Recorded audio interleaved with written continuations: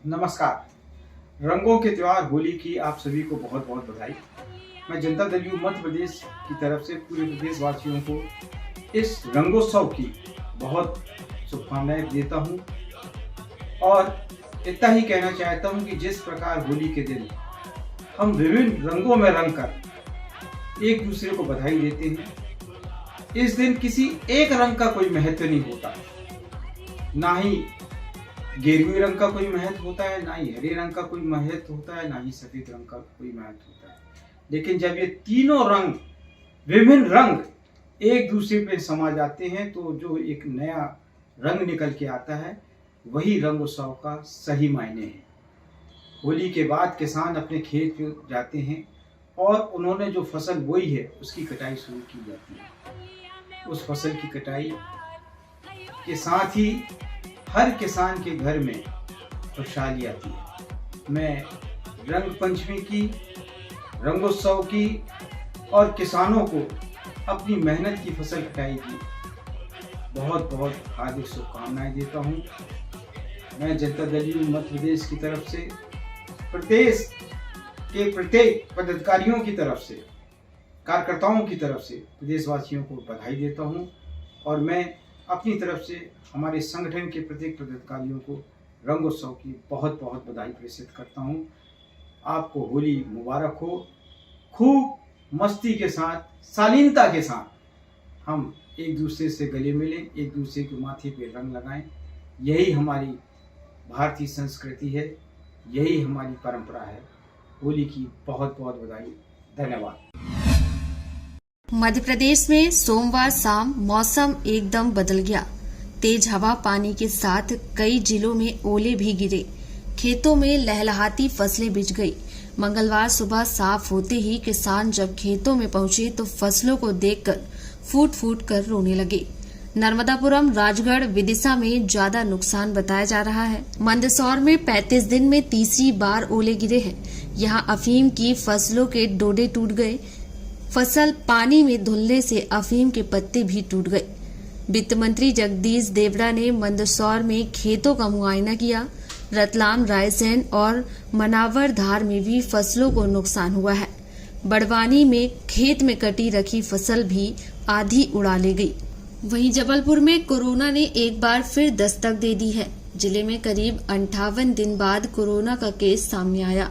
इसके पहले 7 जनवरी तक कोरोना पॉजिटिव सक्रिय मरीजों की संख्या 0 थी। वहीं सोमवार को निजी लैब से जारी रिपोर्ट के बाद अब जिले में कोरोना पॉजिटिव की संख्या 1 हो गई। सीएमएचओ डॉक्टर संजय मिश्रा के मुताबिक राइट टाउन निवासी 75 वर्षीय बुजुर्ग में कोरोना संक्रमण के लक्षण पाए गए। दरअसल बुजुर्ग का नागपुर में ऑपरेशन था। प्रोटोकॉल के तहत बुजुर्ग ने अपना कोविड टेस्ट निजी लैब से कराया, जिसके बाद सैंपल रिपोर्ट पॉजिटिव आई।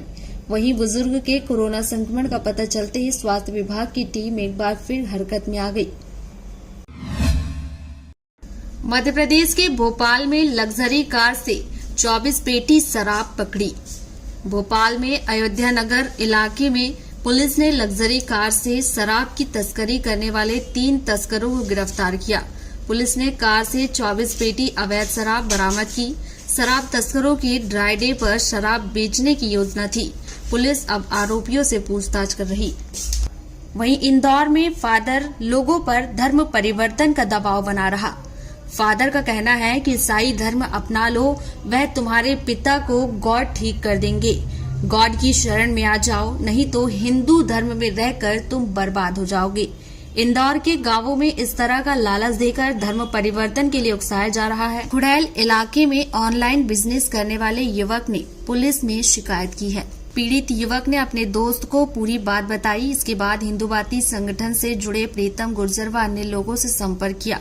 सोमवार रात सभी खुड़ैल थाने पहुंचे। यहां फादर क्रिस नॉर्मन की शिकायत की। पुलिस ने इस मामले में पहले लिखित शिकायत ली। अफसरों को जानकारी देने के बाद mount work township bypass Tejaji Nagar के रहने वाले क्रिस नॉर्मन के खिलाफ केस दर्ज कर उसे हिरासत में ले लिया। मध्य प्रदेश में बड़े सड़क हादसों में सरकार दोहरे मापदंड आज भी अपना रही है। हादसों में जान गंवाने वालों के परिजनों को यह देखकर मुआवजा दिया जाता है कि वे किस मकसद से यात्रा कर रहे थे। यदि सत्ताधारी पार्टी की राजनीतिक रैली में शामिल होने आए हैं और हादसे का शिकार हो गए तो 10 लाख रुपए के साथ साथ परिजनों को सरकारी नौकरी भी दी जाती है। यदि कोई स्टूडेंट है और परीक्षा देने जाते वक्त हादसे का शिकार हो जाता है तो उसकी मौत पर सिर्फ 5 लाख रुपए ही मिलेंगे। पहली नजर में आम व्यक्ति को ऐसा लगता है कि जितना बड़ा हादसा है उतना ज्यादा मुआवजा मिलना चाहिए। पिछले दिनों हुए हादसे पर दी गई राशि को जब हमने देखा तो यह बात स्पष्ट हो गई कि हादसों के बड़े होने की बड़ी राशि दी गई हो, ऐसा कतई नहीं है। इसकी वजहों से सियासत, अप्रोच, दबाव और प्रभाव जैसे कारण निकल कर आए। सबसे पहले देखिए सरकार ने किस तरह भेदभाव किया। हाल ही में सीधी रिवर रोड पर हुए हादसों में मृतकों के परिजनों को 10-10 लाख का मुआवजा देने का ऐलान हुआ।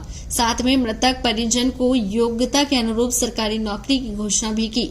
मरने वाले सभी 15 लोग सतना में केंद्रीय गृह मंत्री अमित शाह के कार्यक्रम में शामिल होकर लौट रहे थे। 10 लाख का मुआवजा देने पर किसी को क्यों ऐतराज होना चाहिए, लेकिन इसी तरह के दूसरे हादसों में जब 2 और 4 लाख रुपए दिए गए तो सवाल उठना लाजमी है कि सरकार ने इनके लिए क्या मापदंड बनाए हैं। वहीं मध्य प्रदेश के इंदौर में इन दिनों ऑनलाइन ठगी का नया ट्रेंड सामने आया है। एक्स्ट्रा इनकम का लालच देकर ठगी लोगों को अपना शिकार बना रहे हैं।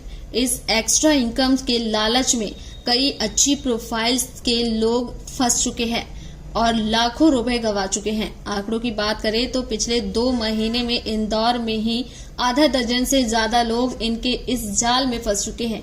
वहीं कुछ ऐसे होंगे जिन्होंने इसकी शिकायत नहीं की होगी। आप भी कुछ सावधानियां रखकर ऑनलाइन ठगी के इस ट्रेंड से बच सकते हैं। ये थी आज की खबर। और खबरों को देखने के लिए हमारे चैनल को लाइक करें, शेयर करें, सब्सक्राइब करें और बेल आइकन की बटन को दबाना ना भूलें। आप देख रहे हैं जनता के लिए, जनता की आवाज, जनता समाचार। अन्य खबरों के लिए हमारा चैनल सब्सक्राइब करें।